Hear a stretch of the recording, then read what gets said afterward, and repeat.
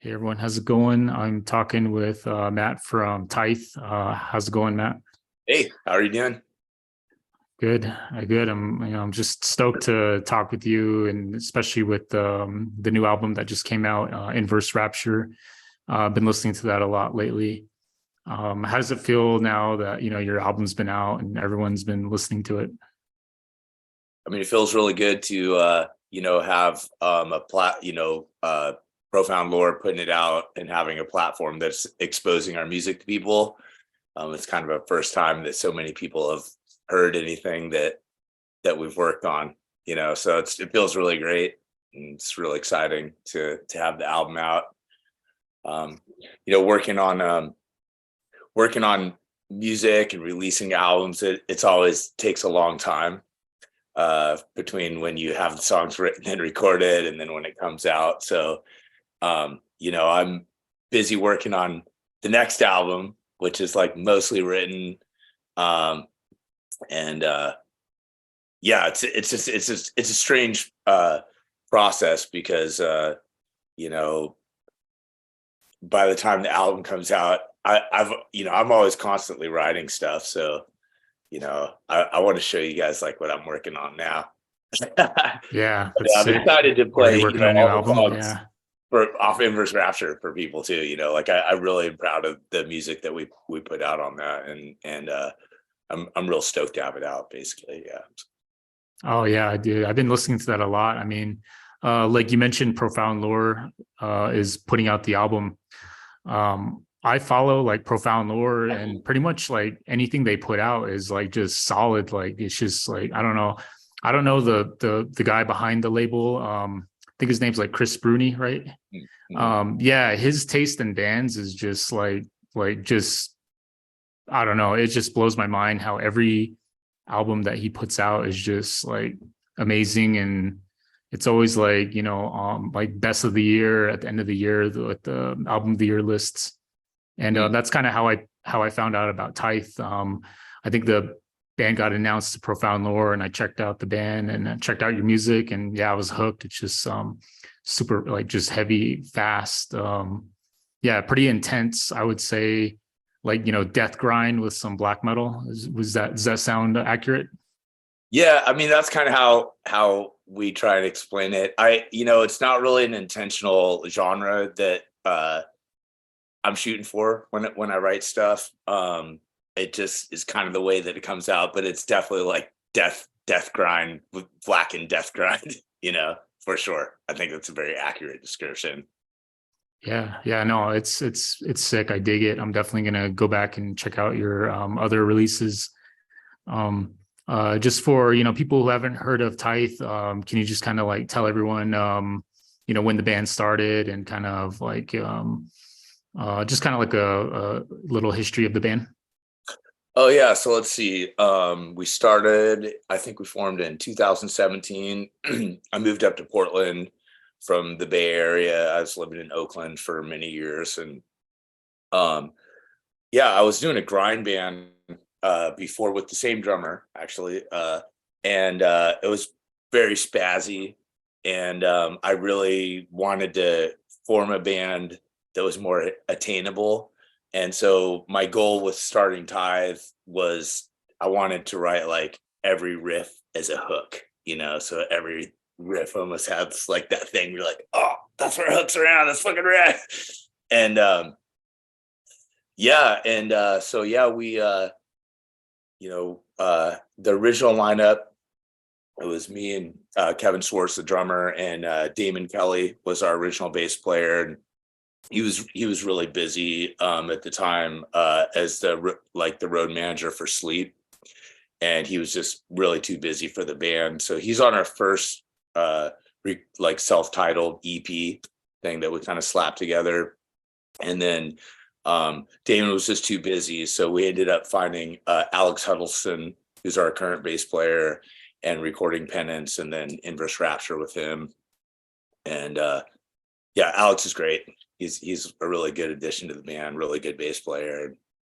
And yeah, I love the guys I play with. Like both Kevin and Alex are just like amazing musicians and chill people. They're responsible. They have jobs.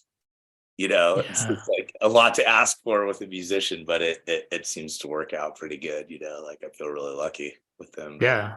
That's awesome. You got like a good working dynamic with the current lineup. Yeah, yeah, Um, on are you a guys, lot of levels. oh yeah. Are you guys involved with other bands at this moment? Yeah, Alex plays in Nether Realms, which is a local Portland band. And Kevin's playing with Lord Dying. Okay.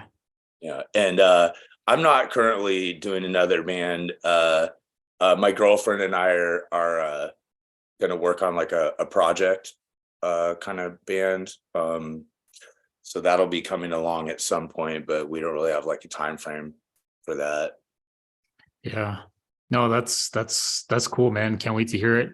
Um, and then you being from the Portland area, I can't help but like just notice there's like so many like just heavy bands, like really, really sick, like death metal, black metal coming out of Portland. What do you think? What is it about Portland that just puts out like such like extreme bands? Well, as of late, out the last couple of years. You know, I I think that it's like a combination of things. I know that like it I think a lot of it has to do with like the location of Portland being on the West Coast, and also like financial stuff has like led people to move here from other places. Like I moved up here from the Bay Area. I'm from Oregon originally. So I moved back up because my family was up here, and they're it's a long story. But anyways, short story, I moved back here to kind of help out with my parents and stuff. But yeah, I think that like it's a cool city. It's like, I'd say as far as like Oregon, it's like the place where like, you go outside of Portland and it changes real quick. It becomes very Republican, and which kind of has this charm too of Oregon, for whatever it's worth. But yeah, it's just like it's a cool city with a lot to offer as far as everything that like you'd want from a city. The good stuff, like food and art and music and all of that is here, and so it's appealing. And then it's cheaper, than say the Bay Area or like New York and shit. And those places used to have better music scenes, I think. And then as people got priced out from like the tech boom, was the .com boom. I was in San Francisco and when it was the .com boom, and then there was the housing crisis, and then the tech boom came, and I mean it changed the city.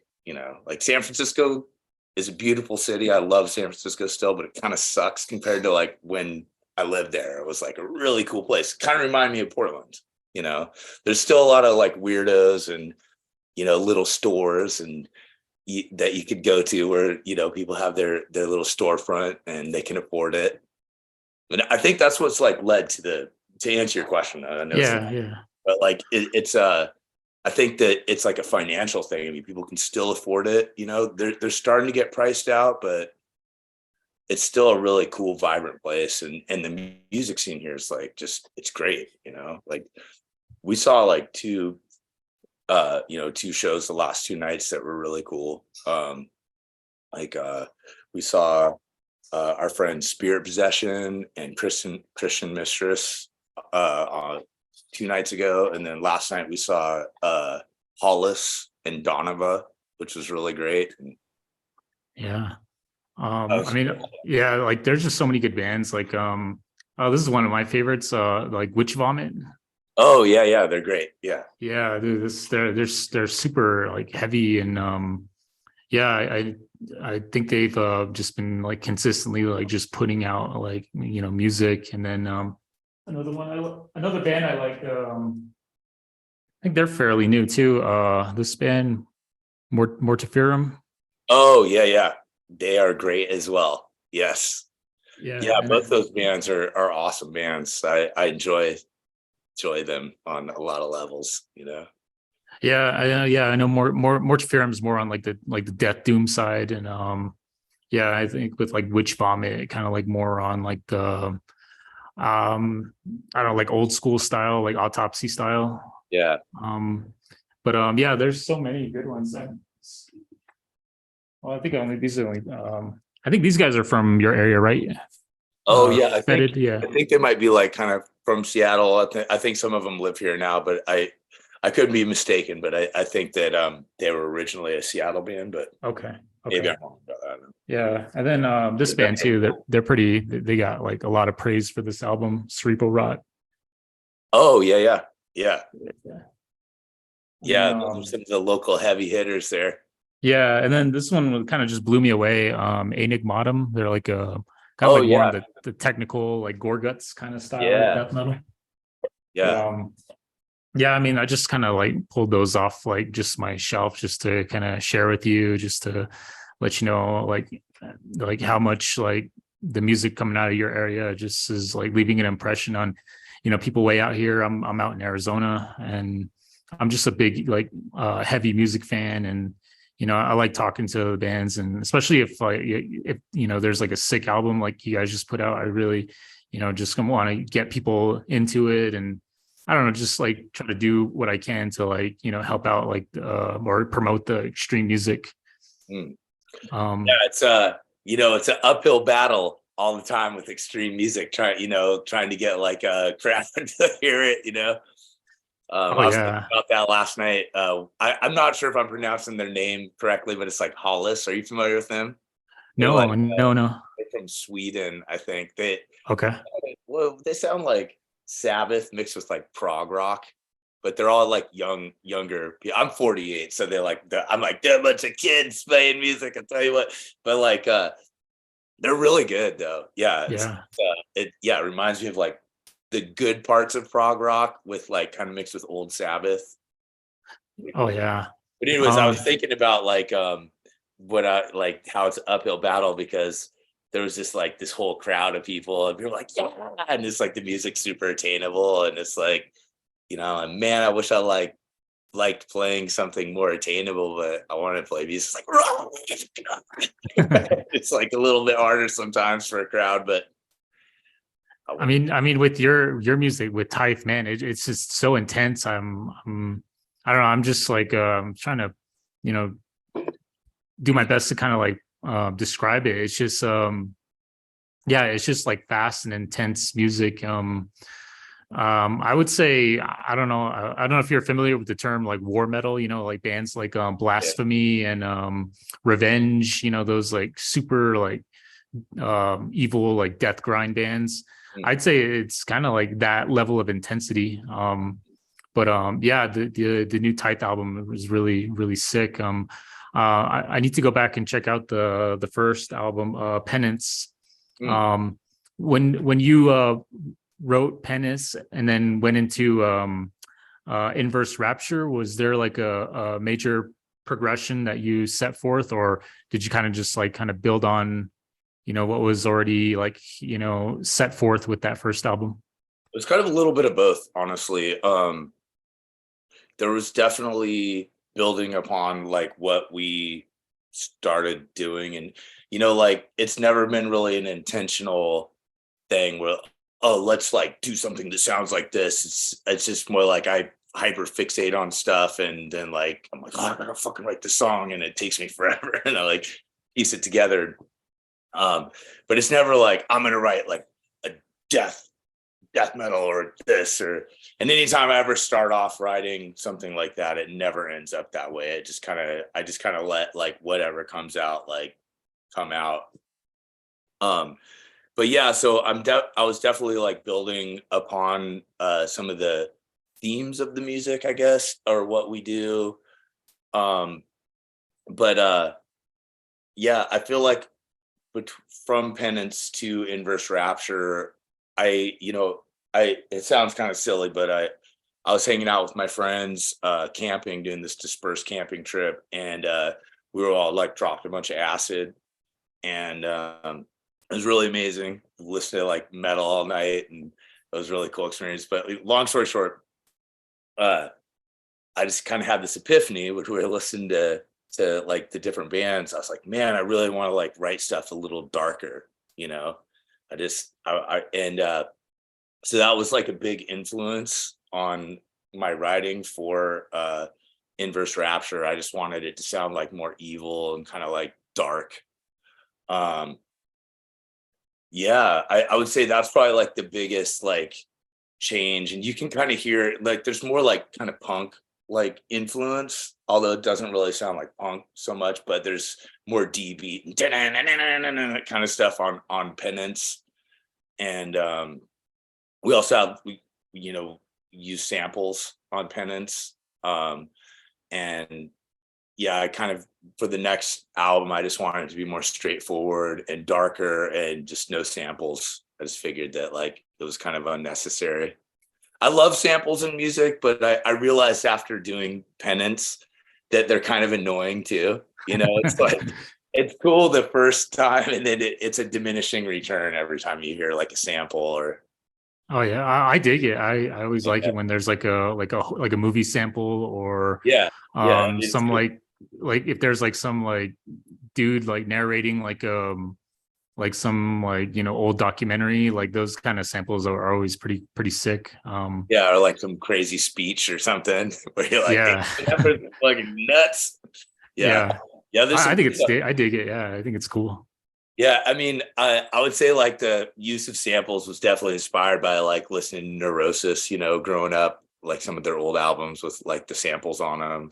And, like Enemy of the Sun. I don't know if you ever listened to that album, but like I haven't checked it out, but yeah. I will. Yeah.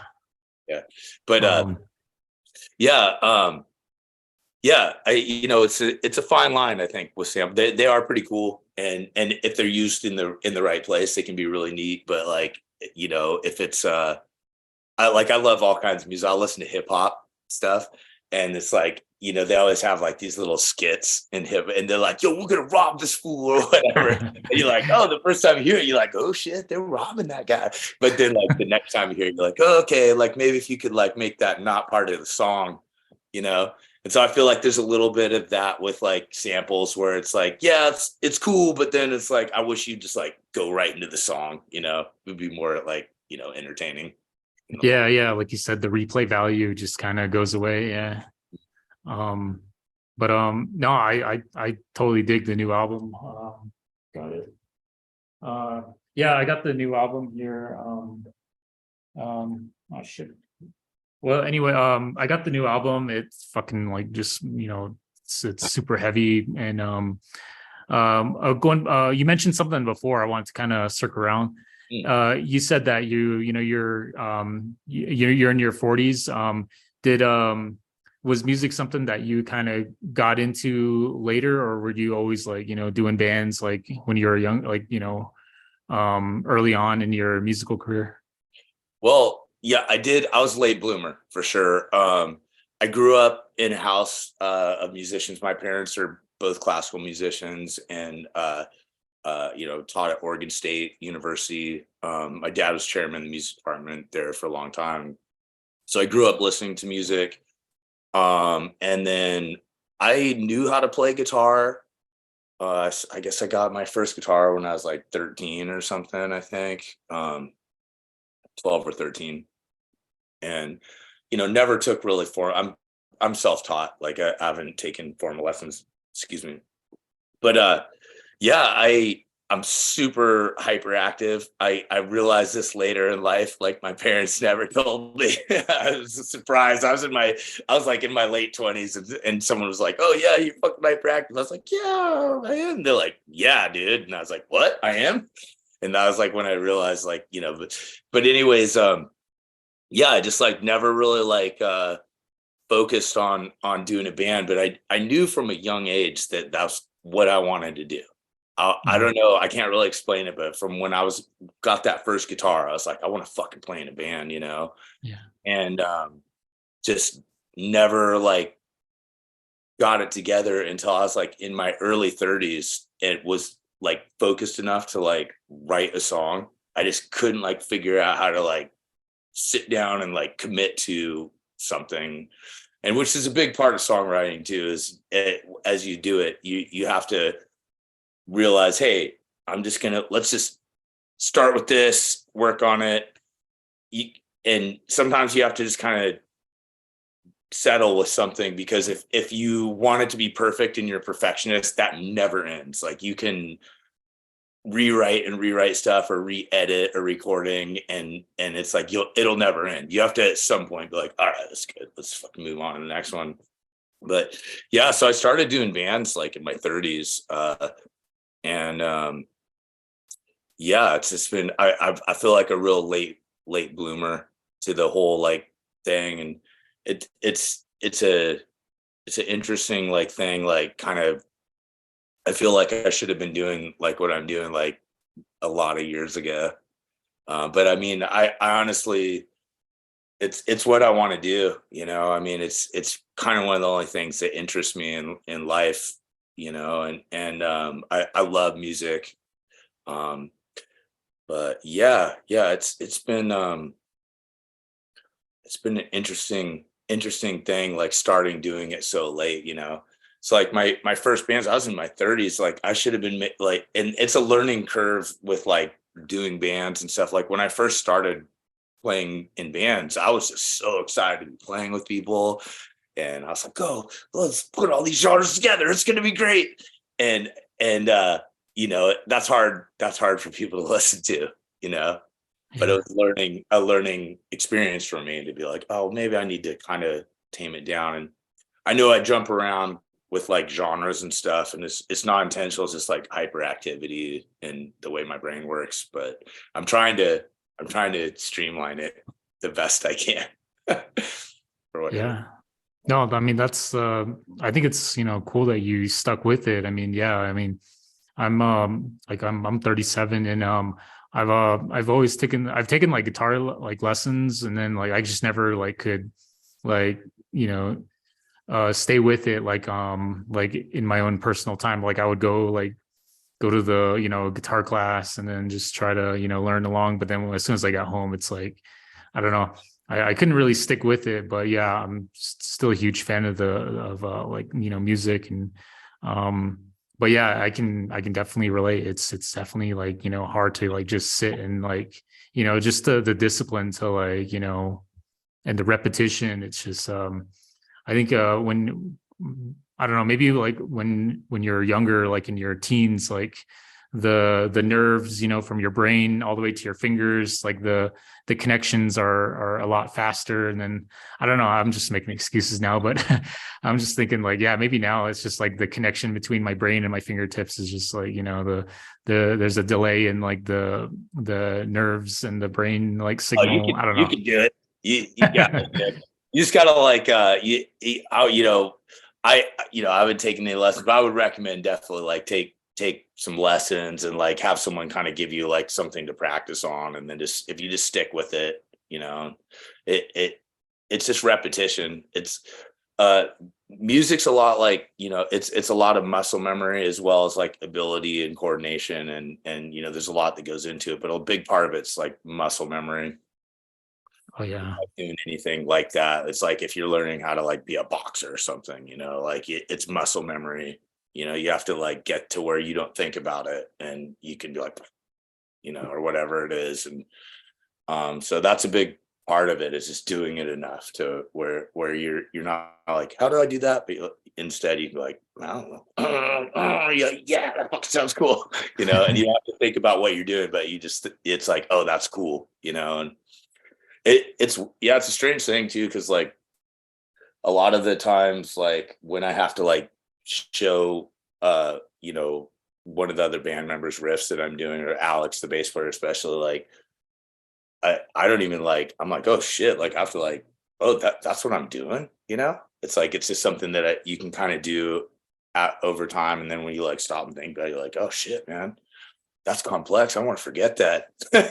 Yeah. I do that, or I don't know, it's weird, strange thing, music, but yeah. Oh no, I'm just fascinated by it. I mean, like with the new album Tithe, I got it right here.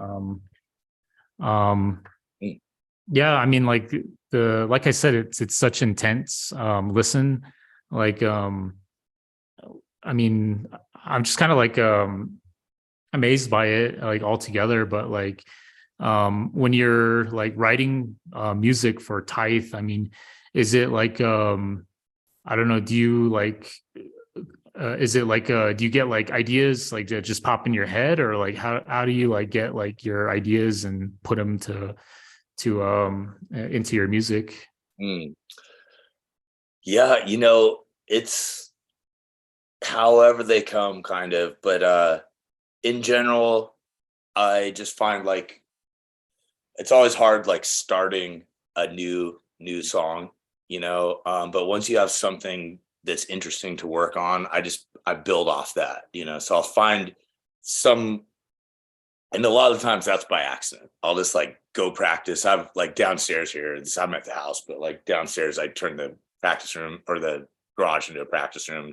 So I go down there and, sometimes like you don't come up with anything, but like I kind of like you'll hear it, like I'll hear it when I come up with something. And yeah, and when something's good, I'll be like, okay, that's good enough. I don't know where it's going to go in the song or what I'm going to do with it, but I'm going to start building around that. And then I just like hyper fixate on it like a maniac for days. And I'll like, go to sleep thinking about it and wake up thinking about it. And it's kind of a process, but I love it. I mean, it's like, I don't know what else I would do with my life if I wasn't doing that, it's Yeah. Do you listen to like other bands like within like kind of like your own bands genre? Like do you listen to other like death metal or grind bands? Oh yeah. Yeah.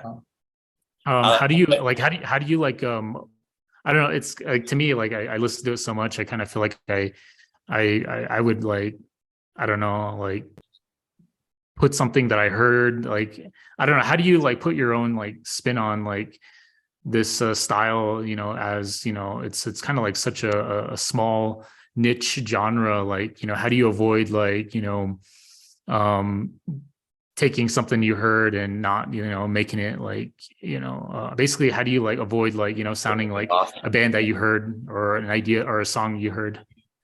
Yeah, it's like I a lot of times, to be totally honest, I wish I could sound more like other bands that I admire and and look up to and appreciate like their abilities and all that stuff. And yeah, it's like every time, I don't know, it's like the music writing process for me and how it comes out, it's just kind of like it's not fully intentional other than that I want it to be like fast and like sound good and be appeasing to me. But like yeah, I wish I could like do that more. I guess I haven't really like focused on like being like, oh, I'm gonna rip off this band's riffs or whatever, because I think that sucks too. When you see like bands, and I mean I like a lot of bands too, to be fair, that sound like other bands and are blatant kind of rip-offs of styles, and I'll be like, yeah, well, it's pretty fucking cool what they're doing still, and I appreciate it. I'm not gonna hate on it, but yeah, I wouldn't want to do that. And yeah, even if I like tried to, I just every time I like start off writing a song, I'm like, man, I fucking love brutal death metal. Like I want to write a brutal death song. I'm going to write a brutal death song.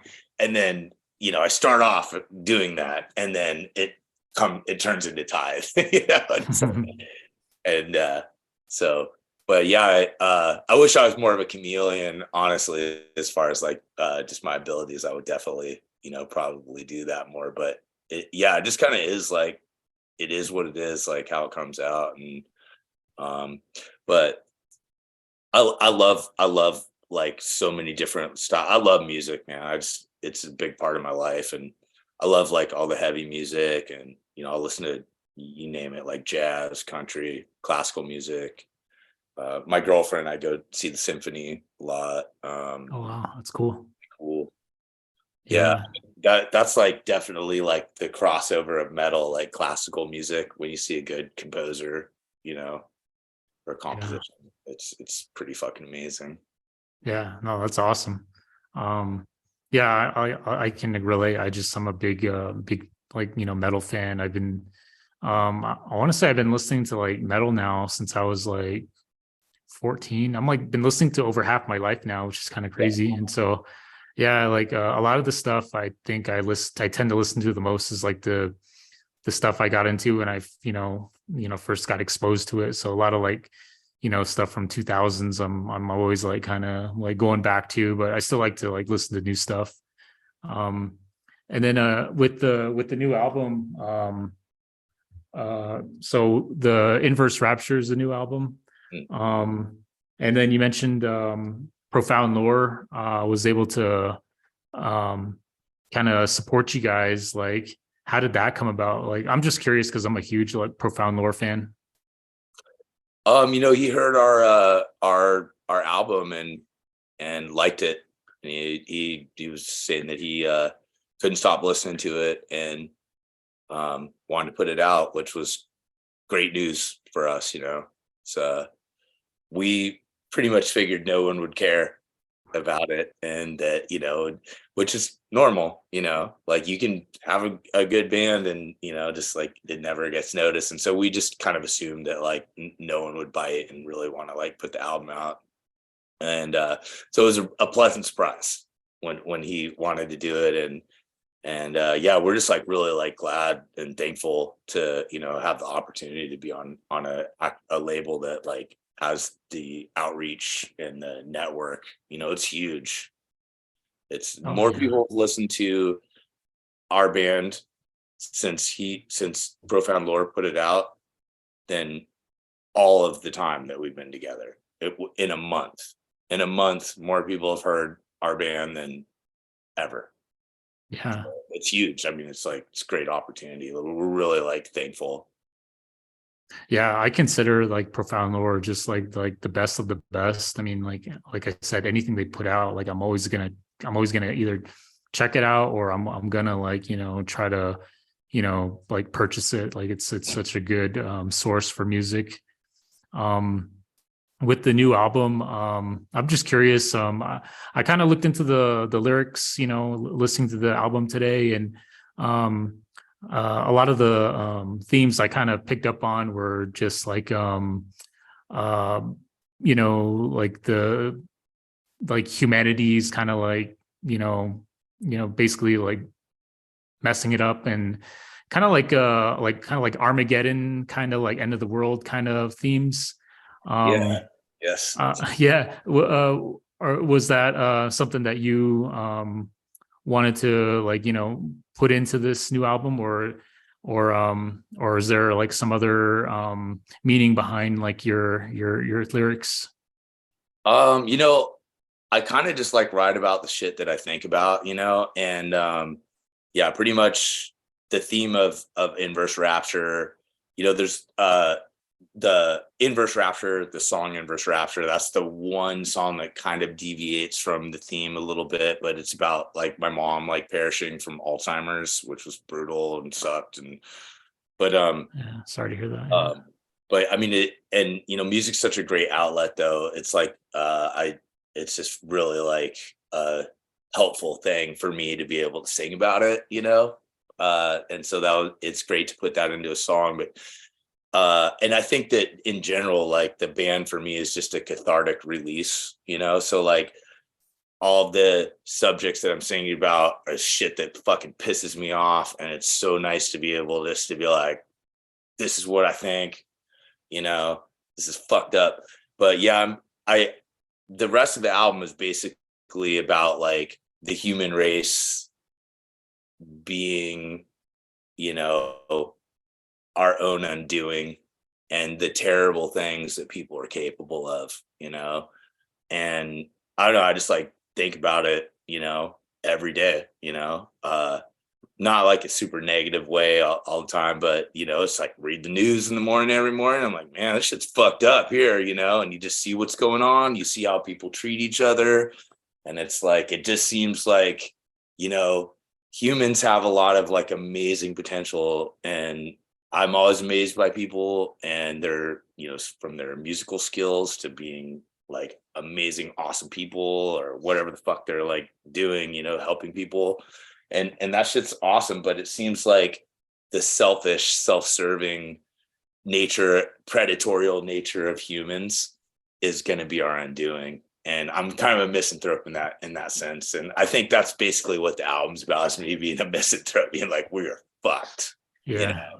Like you name it, from like personal interactions to people taking something like AI that could be like this thing that could benefit us all. And you know that the military is in the arms race to like fucking figure out how to like use that to manipulate the masses and kill other people too. You know, I mean, like they would be foolish not to. And that's like part of the problem, you know? Yeah. I mean, just kind of going off of what you said, like one of the things that kind of, I don't know, it kind of like, makes me like kind of like uncomfortable is just like the amount of like information they have on us, like, through technology, through like our phones and through like our purchases, like, like the pretty much like our activity is like just, being monitored at all times. And like that, kind of like, I don't know, it kind of pisses me off sometimes, but I mean, like I agree. Here. Like, it's never going to go away. Yeah. No, I agree. Like, yeah, like we have this amazing technology, yet it's like used to like, keep tabs on us. And like, it's kind of weird. Well, and you got to think of like the way that like computers work. And like, I mean, I've read some books about this, but I'm definitely not computer literate, as they say here. But like, it works on like pattern recognition. So it's like, once you start like having some kind of like artificial intelligence that's looking at like, pattern recognition and your psychology and how to manipulate people. I mean, that's like pretty crazy. I think that like, as far as we know, there isn't like a learning AI, they say, yet. But when that does happen, that's going to be beyond what we can control. We're not going to be able to contain it. I mean, that's going to be a whole, like, who knows how that's going to play out, but it's probably not going to play out very well for the human race. I mean, I would be surprised if it did, but who knows? Yeah. Maybe, Yeah. But yeah, I mean, be able to manipulate the masses and it'll be able to manipulate you individually and you won't like, it'll be beyond like what you could really like think around because it's able to look at all of knowledge all at once, Yeah. It's weird stuff, man. When I was kind of looking, into Tithe, I looked up the word tithe, and then it actually gave me like the definition was like it's like the monetary like donation that's given to like a religious organization. So then I immediately thought like if so is tithe like anti-religion or satanic or anything like that? Oh, well, I'm definitely anti-religion. I think it's I'm a skeptic. I wouldn't say that. I guess maybe I'm kind of agnostic. Maybe I don't know. I don't really identify as any kind of like religious stuff because I just think religion is like so fucking stupid. But at the same time, I think it's really fascinating to think about like the nature of what's going on and who knows. That's like my where I stand on it. I'm like, I don't think anybody knows. And if you're gonna try and tell me that what's going on after you die, I think you're fucking full of shit. And you're probably lying to yourself and you're lying to me. And that's just kind of where I'm at. So yeah, I don't know. I know religion has done like good things for people and stuff too. I'm not trying to like shit on their like belief system, but like I do fucking think it's stupid though. Like if you're a Christian or a Satanist or whatever, that shit's fucking stupid, dude. Like give me a break. Like seriously. Like it's such a fucking fairy tale like story. It's just such bullshit. Yeah. And the fact that so many people believe it in the world is fucking crazy. It's crazy how many Christians and Muslims there are. It's just like, Jesus Christ. Like, it's just like people have their fucking governments like formed around like religious law. I mean, it's fucking bullshit. Yeah, no, I'm definitely not I guess an organized religious person. I guess for me, like I'm Native American. I'm on the Navajo reservation, and so just like all the like the history and the stuff that the religion has done to like Native people, like I don't know, like my mind, I can't like just turn around and like like be a part of that. Like I don't know, like to me it's just like something that I can't ignore. And so, yeah, I'm with you on that. Like, I'm not into organized religion. I mean, I don't have a problem with people who are, but just me personally, I can't be a part of it. It's just, I don't know. There's too much gray area, right? Yeah. And it's funny because, I think a lot of religious beliefs like are things that, you are taught as a child. And it's funny that you mentioned, being Native American, because my dad used to read me bedtime stories of like Native American creation stories, because he was like, fuck religion, I'm going to read this to you. And so to this day, I'm still like, well, there might be a great spirit out there. I think probably, like there might be. I don't know. That's all I'm saying. I mean, I'm not like opposed to that what the nature of existence is. I just don't know. I'm open to it, but I just feel like with organized religion, it's pretty easy to poke holes through a lot of their belief systems, and it's clearly designed to control people's conscience and like subdue them. Like even with like Christianity, for instance, like, they're like, oh, like you need to worry about the afterlife and not worry about like the flesh. And it's like, maybe you should, because like the people that rule you realize that it's the here and now that's like where the power, like it's like the material world, which would be more like Luciferian, maybe, I guess. But I don't know. I mean, it's all kind of like silly when you think about it, but I don't know. I really don't know, but I think it's fucking pretty stupid though. Yeah. There's a lot of good things mixed in with like bullshit, and that's kind of how they like present it to people. It's like, there's a lot of stuff that makes a lot of sense. Like, treat others how you want to be treated and stuff. Like, I agree with that, but then there's like a lot of the leap of blind faith is what I have a problem with, where they're like, well, there's no proof, but you just got to believe. Mm-hmm. Like, no. I'm not doing that. Yeah. Yeah. I mean, there's so much stuff tied up in like organized religion. I mean, like, there's like government, and then there's also like, like organizations get like tax breaks, and like, there's like money and financial, I don't know. There's like, yeah, like you said, there's a lot of gray area that kind of protects the organized religion. And then like, yeah, I mean, whenever like shit goes down within those organizations, like there's not a whole lot of like, there's just like, they're not at fault, or, there's like, there's always like some kind of like, protection against, the organization. And I don't know. Yeah. It's just like, it's too, like you said, gray area. Yeah, like the fucking priests that are getting away with like molesting children, and then like fucking dude, tax the churches. Come on. Like, it makes me almost want to like start a religion, Yeah. Just to be tax free. That'd be right. Yeah. No, there's this cool documentary I remember watching a while back. What's it called? I think it's called like Religulous, like Bill Maher. Like he did that. Yeah, that's like one of the best like documentaries I've ever like just seen in general, but really does a good job of like, confronting like, religious people and trying to make them think outside of like what they're like taught to believe. But anyway, yeah, that's just, I was just wondering about the band name Tithe, because I was thinking, oh, Tithe, that's like a Christian, like a religious term. How did you come to like naming the band Tithe? Well, our old bass player Damon actually came up with the name when he joined the band.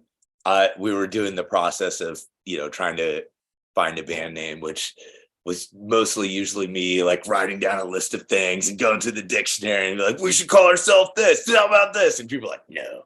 Well, why don't you fucking come up with a name then? And then, Damon was like, oh yeah, man, I've always like thought it'd be cool to name a band Tithe. And that was like another really difficult thing in this day and age, like to name a band a one-word name is hard to find. Like, good luck finding a good one word, because like if you go through the dictionary, I guarantee it, you'll find a word, be like, that fucking word's cool. And then it's already like 5 bands, because people have already done this, and so, when he, suggested that, we were like, dude, shit, man. We were like, well, shit, there's no other like tithes. There wasn't at the time. There's some now, but Yeah. So I was like, that's a great name. Let's do that. Then I can stop writing down a bunch of names that everybody rejects. Let's stick with that. So that's kind of how it came up. And I really liked it. I really liked that it's like a simple name. And I like that it's, it's a dark, fucked up thing, like giving 10% of your money to the church for some spiritual, like how much bullshit is it right there to fucking pay for spiritual enlightenment? That shit should be free. If someone's charging you for that, they're fucking you over. Like that should be rule number one. If someone's charging you for spiritual enlightenment, there's something up there, because they should just show you that. Yeah. That's something they share with each other if you have something to share, Yeah. No, that's cool, man. I think it's a good, I think it's a sick name. And yeah. And like I said, I was like, doing some research, and then like I found a bunch of like YouTube videos and podcasts about like religious organizations as to why you should be like, giving 10% of your paycheck to their organization is pretty funny. Yeah. I mean, it's like, what a thing, like who's benefiting from that? Yeah. No, I mean, like what we're talking about, like when I do this podcast, it's just like a labor of love. Like I don't charge anyone to check it out. I mean, I just want to do it because I love like, heavy music, and, just it's an extension of like pretty much my like, passion of like collecting CDs and records. And so, yeah, I'm like really like, stoked that you're able to talk with me. I'm pretty much, you answered all my questions. So I'm really, really, thankful that you took the time. Is there any like, I usually ask this towards the end of my like interviews, like, is there any band that you, or bands that you think people should check out? Like, either that's, from your area or like national or international? Man, there's just like so many different bands that I've been listening to lately.